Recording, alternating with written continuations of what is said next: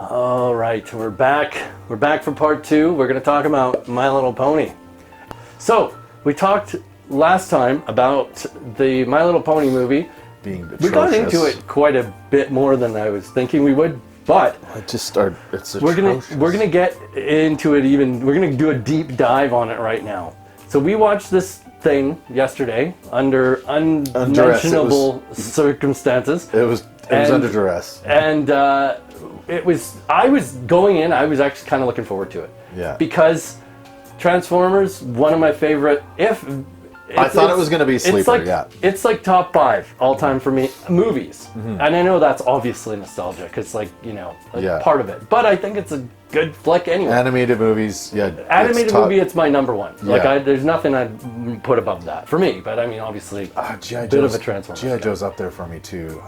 Yeah, G.I. Joe is actually high up there for me as well. That's Yeah. what I was going to say next. Yeah. So it's good that you mentioned that with my Alzheimer's and all. Yeah. G.I. Joe, the movie, I think is just a notch below Transformers. Like it's probably my second favorite animated movie of all time. And we're going to jump between. We'll get into. Jump between G.I. Joe and My Little Pony quite a bit here because they're very closely related in this situation.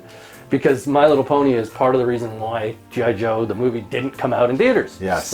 But Transformers, of course, is more responsible for that. But as we discussed in part 1, if you haven't watched that, go and watch it. I'll put the link down there somewhere. Transformers bombing was partly due, we believe, to My Little Pony being so ass. Oh, so bad. Yeah. As we've discussed at length already, it was severely disappointing from a technical point of view, both in the video and audio quality. Yeah. And it was also, I think, a real mess from a writing standpoint as well. Yeah. Like a lot of the dialogue just feels so throwaway. It does nothing to advance the plot. Like so many of the lines. Totally.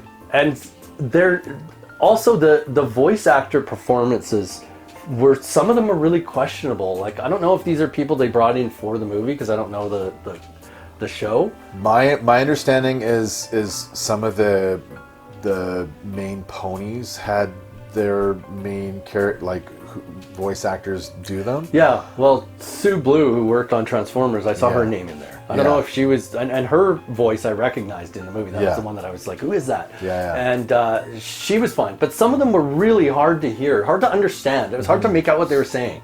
They went overly cutesy with some of them. And they're like, they pitched them up, obviously. Oh yeah, they were really heavily pitched up. Yeah. And to the point where I couldn't even recognize any of the celebrity voices aside from Danny DeVito. Yes. Because he's so easy. And I think Rhea Perlman. I think I know which one she was. I forgot. But I remember I was watching it and I was like, I think that's her. Yeah. But they pitched her voice. But so they have them as starring in, but they're not. Yeah, they're not main characters. Danny DeVito doesn't show up until like 2/3 through the movie. Through the movie, yeah. And Grump? He's one of the Grundles. Grundle. Yeah, which I think he's Grundle King. That's they used to call me that in high school. And you didn't know what it was? No, I'm just kidding. Now you know? No, because now you know they were dissing you? I believe a grundle is some sort of Urban Dictionary term. We'll put it up here. So for your delight. I haven't even looked at this. We should probably look this up before. It could be some real black market, like dark web shit. Dark web shit. Maybe don't Google it. Yeah. Anyway. Back to the quality. Like I made the comment that it felt like they had the animation done and then threw in like the dialogue. They had to fill. They had to fill a lot. It felt like a lot of filler dialogue. Yeah. I think they were trying to pad out the runtime because it was only 82 minutes. I think. Yeah. When I paused the thing, I think it was around the 82-minute mark, which is very short. The singing, the sing-songing, trying to follow, like it was a Temo Disney. They were trying to follow the Disney model with having these musical numbers, but they were so many of them. There were too many of them, and for no reason. There was no real plot reason. They would just start singing. They would just randomly go into song. I'll throw my hands up here and admit that I was making extensive notes. Like I've got like so you missed a bunch while pages of notes. Yeah. So I wasn't paying super close attention because I was too busy complaining in my phone. So I'd remember to complain today. He was clickety clacking. I was clickety clacking on here. Yeah. bleep. So we've already talked about this. I'm just gonna go through my notes here. Yeah. So we've already talked about the animation. We've just mentioned. I'm just gonna kind of go through this note a bit and expand upon it more. Mm-hmm. The big name actors were much weaker than Orson Welles, legend. Judd Nelson, highly relevant. Robert just coming Stack. off of, I believe, the Breakfast Club, or just about to do he was in the Brat Pack. He was a highly relevant actor. Robert Stack was in there. I don't know. There's other Leonard ones. Nimoy. Leonard Nimoy. They were all major names. characters. Yeah, big names, and they were all in the movie the whole way through, most of them. Yeah.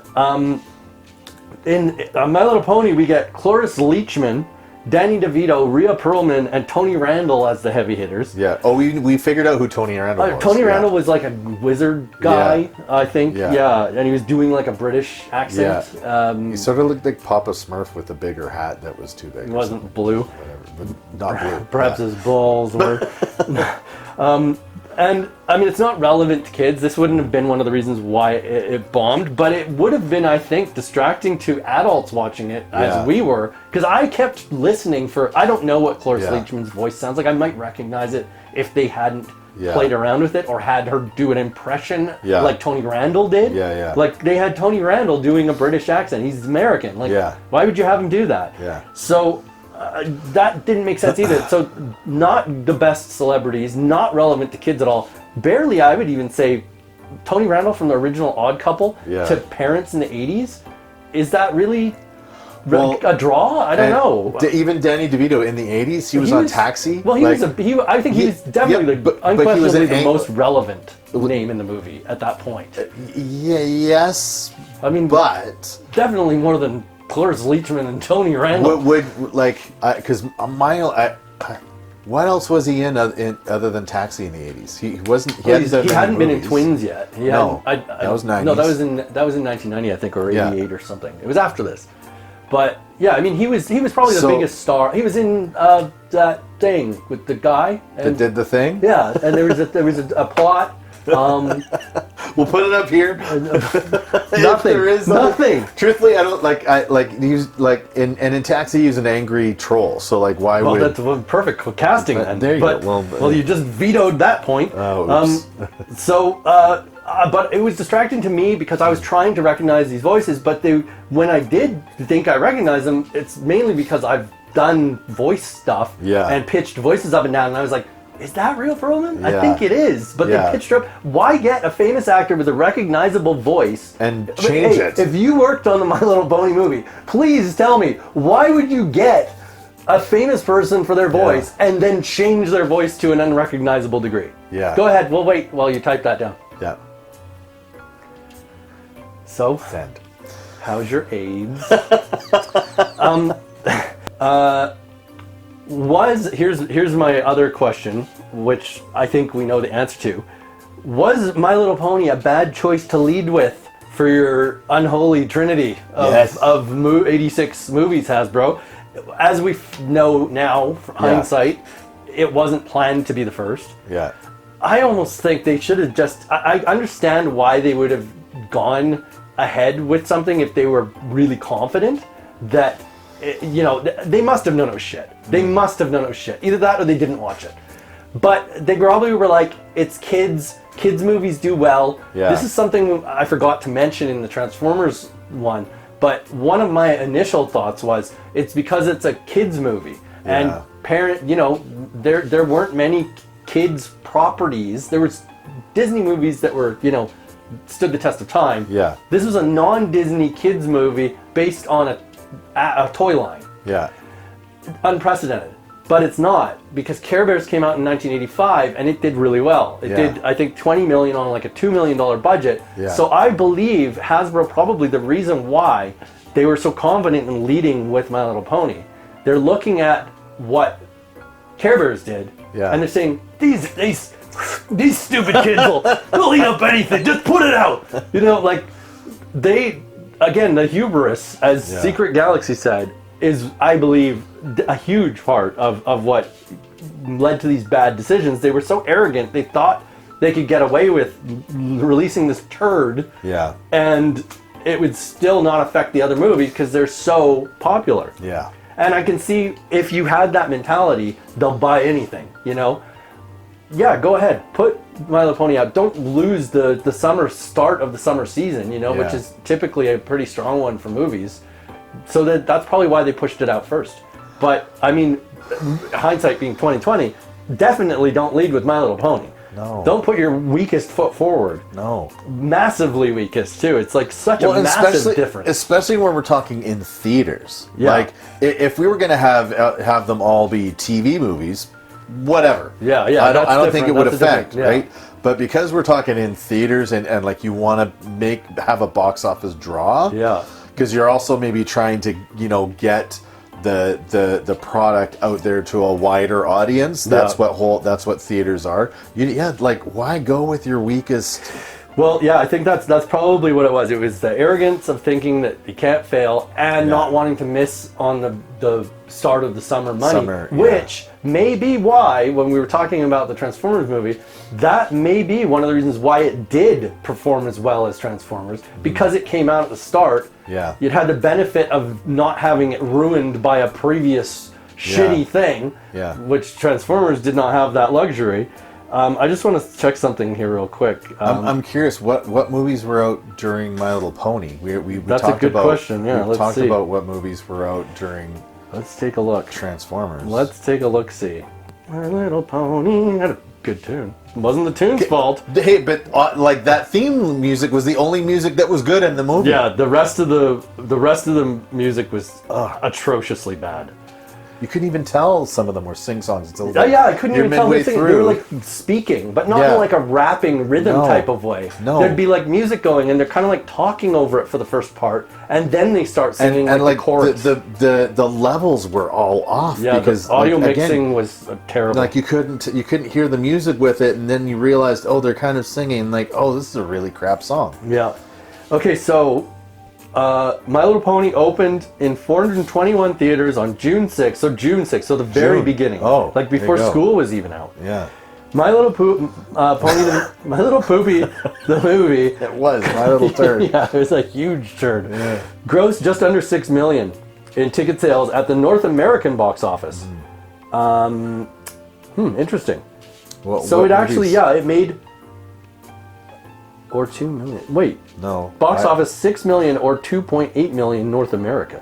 So it made less. Okay, well, we got all the stuff backwards. Yeah. But goddamn it, Wikipedia. Yeah. Who's editing this stuff? Yeah. Was it you? Yeah. Or you? It was you. Or you? It was you. Throwing us off, making us look stupid. We can do that. Yeah. On our own. Thank you very much. So does it say what movies came out? I haven't got there yet. Do you want me to look that up while you're doing? No, I'll get there. And it led to, this is the biggest loss of this whole thing. Yeah. So it hurt Transformers numbers. It made G.I. Joe go direct to video. Yeah. And it completely scrapped the Gem movie. Oh yeah, the Gem movie, that was scrapped. I actually liked Gem. I'll admit to that. What do they call truly male Gem fans? Gem. I'm one of them. Sorry, when did it come out? It came out June 6th, 1986. While you're doing that, here's something for you to listen to.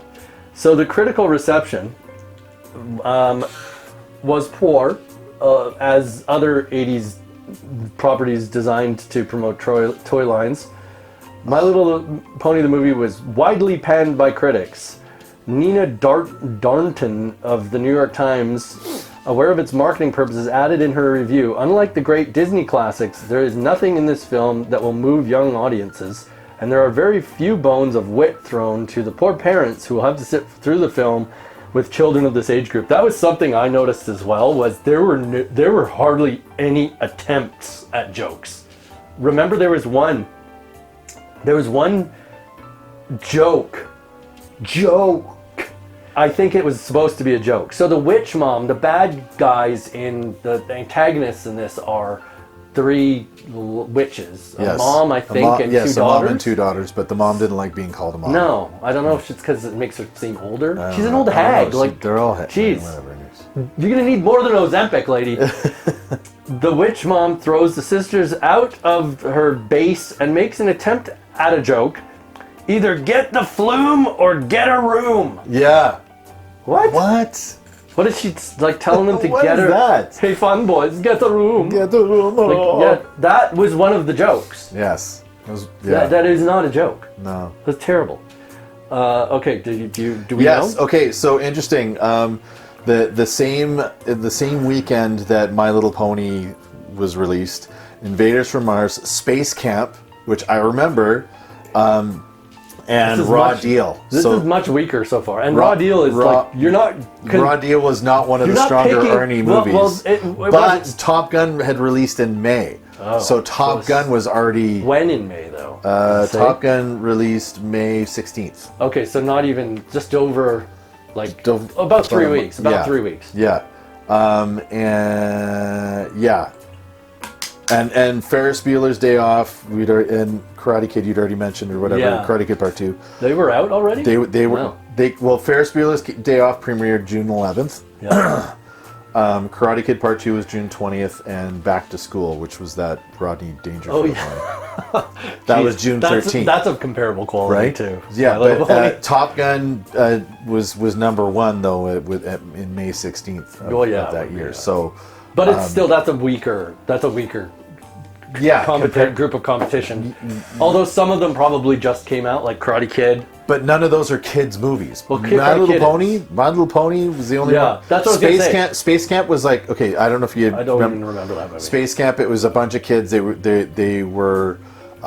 got to go sit on the space shuttle where they were doing an engine test, but one of the kids made friends with a robot and wanted to go to space, so the robot like put in some sort of codes, and they ended up sending having to do a full launch. So they launched these kids to space. Sorry, parents. Yeah. Was Sarah Jessica Parker in that? Yes. Okay. Yes, I do know that. I believe. Yes, she was. Yes. Yeah. Okay. So yeah, but I mean, A, less kids movies for competition at that point, and B. So it should have done better. Yeah, that's what I was going to say when I was saying Raw Deal. It's not like parents are sitting there being like, which movie should we take the kids to? The Arnold Schwarzenegger movie. Let's do that. My Little Pony or Raw Deal? Yeah, so it really should have done better, but it didn't because of these reasons. The main call to action, the plot is to go get Lickety Split. Oh yeah, who Lickety Split got out of there? Split it out of there. Because they were being total assholes to this pony. Yeah. She comes in and she wears the wrong thing to the dance, or does the wrong dance number. I don't know. Yeah. There's some thing they were doing, and she did it wrong. Yeah. And they were really mean to this pony. The horrible example being set for the children back then. Totally. This is how you should treat your friends, and it runs through the whole movie. Yeah. Like the human kids, one of them's a complete asshole. Yeah. Like the ponies are all assholes at one point or another. At one point, like when the schmooze starts coming. We got to the schmooze, whatever the hell it is. They completely forget about Lickety Split. Yeah, like all of a sudden Lickety Split is like, well, you're on your own, Lickety Split. Yeah. Like they don't even mention it. They just the schmooze. Like we gotta go let everybody know about the schmooze. Yeah. So the A plot is Lickety Split's adventure. Ran away from home. Because she's upset. Her character arc is like the A plot for a while, and then they throw that out the window in favor of the B plot with these bumbling witches who somehow unleash It was a meshed up schmooze. The Unicron of this movie. Yeah. This goo, this sentient goo, called the smooze or schmooze, and it makes people angry. It makes them, and it covers them in goo. Yeah, it covers them in this goo that they can't get off, and because they have this goo on it, they're bitchy. Yeah.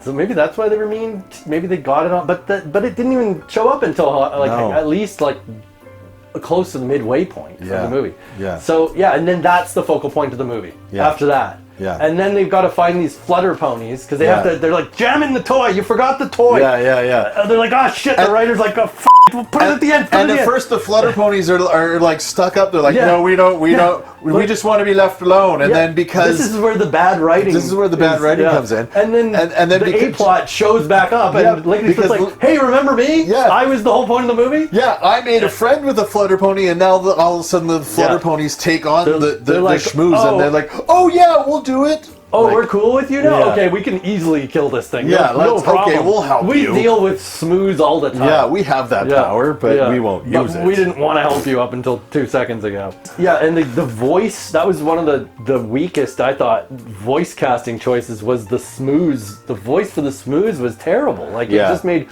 It sounded like they recorded some wino. Like they're out at the studio, the guys in the booth, he's like, what do you mean you didn't cast the smooths? Oh, hang on. I'll do it. Harold, Here we go. come here. He gets his The janitor. The janitor comes in. What do you need me to do, Harvey?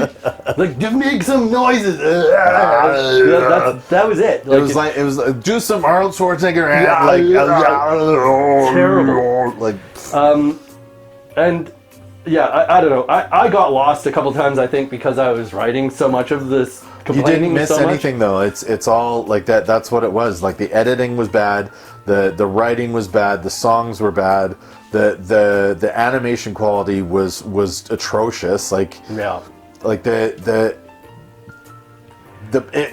color, like it was just nothing.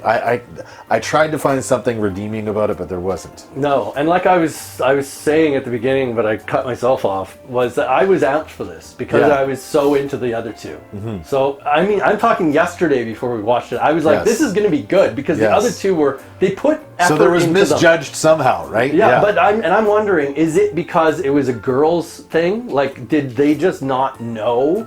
Like, did the guys, the fat guys with their, their ties that stop here, like, or was they the didn't thing? care? And I mean, that could be a chain thing. smoking. It's a girls thing. They who gives a shit? Yeah, like they won't get much money because there won't be that many girls going to it. Maybe that's why they put less effort into the. Clearly, the animation, much less effort went into that. So maybe that's why. Maybe they didn't know what to do. Maybe they didn't care. Maybe none of them had girls as children. They couldn't ask them, "Hey, Susie, is this good or bad?" Yeah.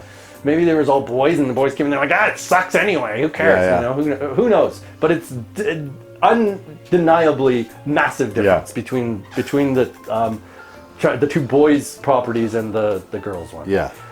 So I think that's pretty much all I have to say about My Little Pony. It'd be interesting to look at the numbers as far as like how the toy lines were doing comparatively, and maybe that's why they didn't put any more. Somebody out there probably knows. Some of you guys maybe know that already. Let us know. How big was My Little Pony compared to Transformers in 1986, the summer of 1986? Yeah. Were they comparable? Like, I would assume Transformers was the biggest property just because of, we were saying, the effort that went into that movie. Well, but then again, we were boys. We were boys at the time, so we don't know. We were boys at the time. Yeah. Now, don't look under our skirts. Don't assume my gender. Don't misgender us. But, the last thing I was going to say was this also did have big smacks of the Neverending Story movie for me with the Nothing. Yeah. The Smooths felt like they were watching that too, and they were like, hey, let's make the Nothing in this movie, but we'll call it something else. And we'll make it so you can see it. Because in the Neverending Story, it was just darkness, I think, coming. Or could you even see anything? I don't even remember. Well, it was a big wind, and it was a darkness. It wasn't nothing. So anyway, I think that was pretty much all I had to say about that. Mm-hmm. But I did make a note after last night, after you left. I was thinking, there's something, as shit as this is, there's something familiar from a writing, like thinking about, because I kind of made my doing your own stuff by taking the Hasbro's properties and reformatting them. And I was thinking, could you make this good? And then I was like, hang on a second. It's already got the bones of a good movie. Yeah. Because it's basically exactly the same plot as the other two. Oh. Allow me to elaborate. Interesting. I'm just going to read my notes verbatim here. The whole time we were saying how different the Transformers and G.I. Joe movies were from the My Little Pony movie. They're basically the same movie. Don't believe me?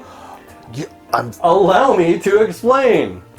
And I'm gonna put all three movies next to each other, and you'll see what I'm talking about. A plucky youngster makes a grievous error that forces them and their friends to flee their home. Mm-hmm. They have adventures in far-flung places while being pursued by a world-ending terror. they meet a group of outcasts who help them overcome their obstacles and eventually unleash some sort of magical force to defeat the big bad and save the day. Oh shit. We lost the camera. Yeah, that's okay. I won't do any close-ups of me. So there you go. That Hot Rod, Falcon, the Lickety Split being the three plucky youngsters. Yeah.